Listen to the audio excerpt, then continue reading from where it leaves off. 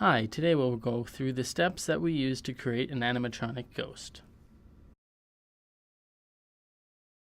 These are the resources we'll be using. We have one servo, one mount, we have a few pieces of metal, some basic tools, you have some screws and some bolts with a horn to mount, and also we have some wiring for the frame.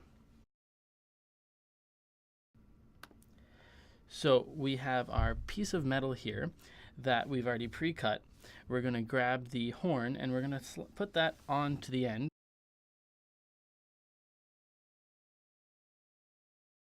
And now we can mark where exactly we want to put the holes so that we can mount it. So for the mount, we'll make a mark using the screwdriver, and then from that we can mark using the marker, and we can then drill.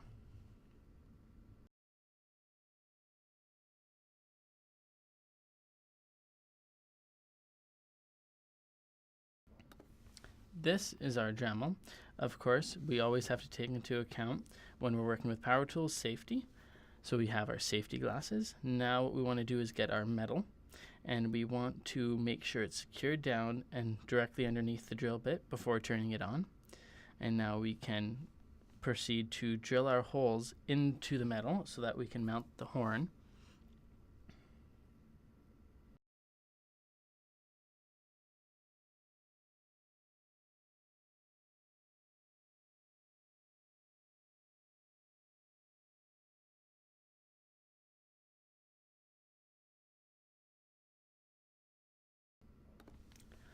And now that we have the two pieces drilled, we'll get another piece of metal and measure out the same length, and we can now mark that so we can cut that.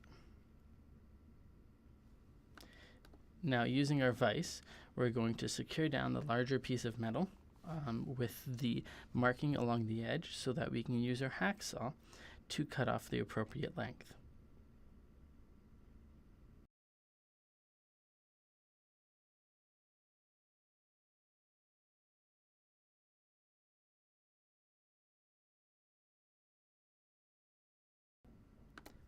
And now that we have the two pieces of metal the same size, we are going to mark the two holes so that we have the same mount size.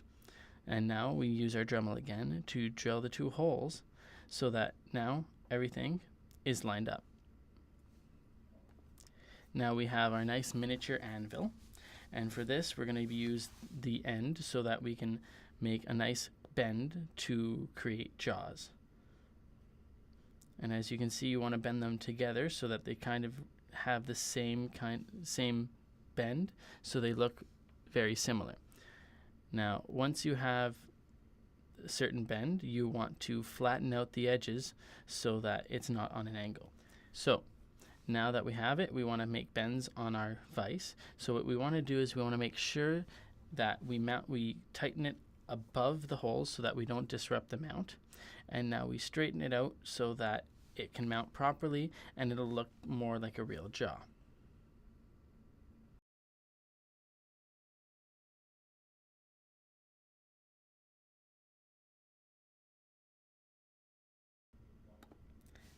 And now that we have both jaws bent and very similar, and we have our mounting holes done, we can now proceed to create the mounts. So now we have our base, and we've created the base using from one large piece of metal. We then cut that up into two pieces, making one more of an S-curve shape to make a larger base to prevent shaking, and use that as the base. We then used a longer piece to secure that and put the mounts for the mouth at the top.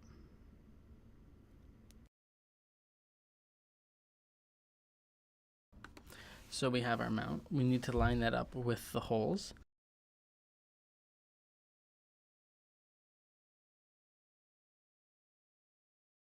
And now we're going to get the other piece and put them within each other so that we can mount the servo as well as mounting the jaw. You make sure all the holes are lined up properly, and then using our screw with a washer, we place that in the hole to make sure they don't slide. We then take our two mounts and we slide that into the hole on the stand, and we can then secure that properly onto the stand and then line it up for the other hole.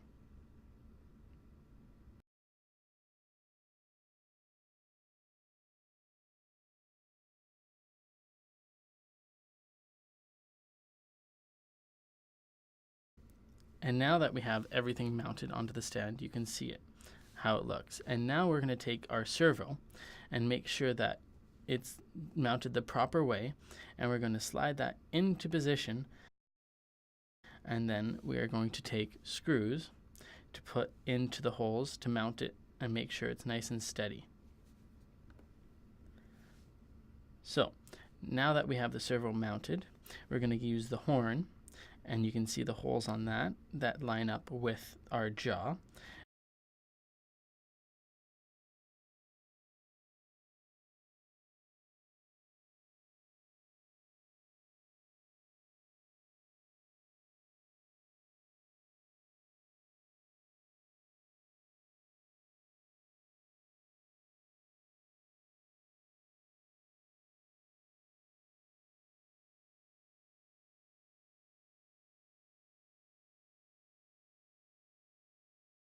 We are now going to place that onto the servo and then mount everything onto the horn. And now that you have the horn mounted onto the jaw, we're going to then secure that down to the servo so that we can get our movements.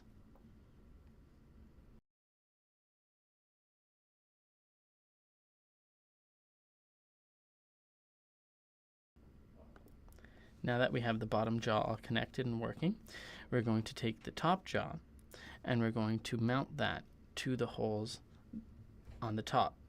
And now we're just going to mount that, and this is a stable mount so that it doesn't move and it generates the look of a mouth.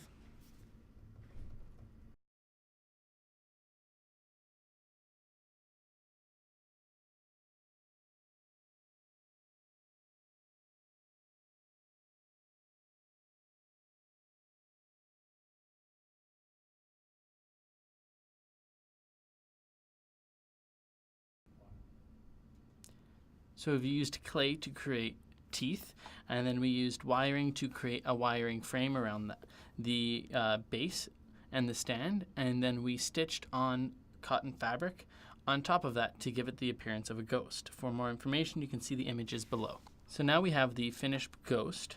We have the servo and the mouth that moves up and down freely, and then you have the jaws that are made out of plaster, and you have both eyes that are made of LED lights that are situated underneath. Out the back you have your three cables, one for the mouth and the two for the eyes. And now we have our SSC32 board, and we're going to connect those up to the corresponding channels. So for our mouth we usually use R0, and then we're going to connect up our ones for the eyes. And now that everything's connected up, we're going to get the serial port from the computer and connect that.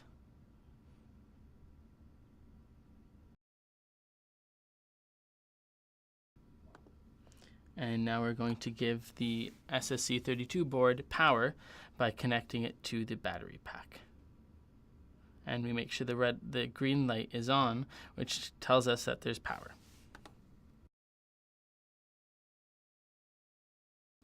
And to test everything, we're going to use our Lynx SSC32 terminal. So we connect it all up and we press our register button, which allows us to then control the different servos. So by selecting servo slot 1 or 0, which is the mouth, we're able to drag it up and down, moving the mouth. So now what we want to do is find out the range of movements that we want to look lifelike. So now to sync up the audio and the servo movements, we use our Visual Show Automation, or VSA.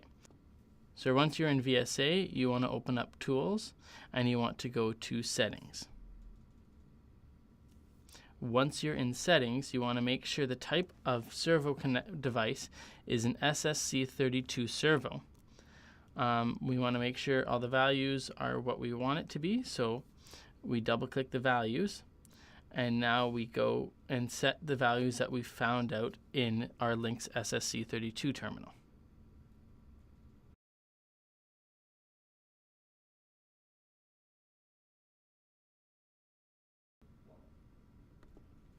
Once we have the values set, we're then going to go to port settings.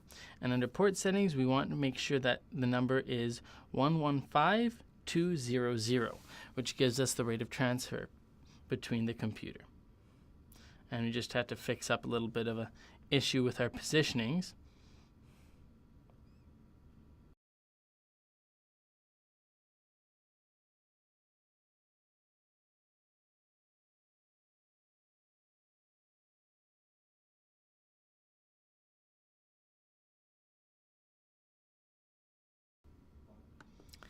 Now we want to load in the audio, so we'll go to Tools, and under Tools we go to Load Audio File.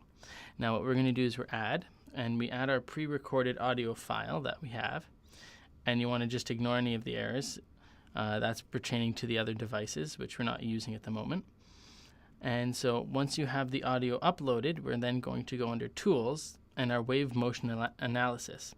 And we want to use an error percent of around 2 to give it more realistic movements. And you can see our max and min values already there. So once you click OK, it generates the movement values for the servo, and you can see the test that it syncs up with the audio file that we were using.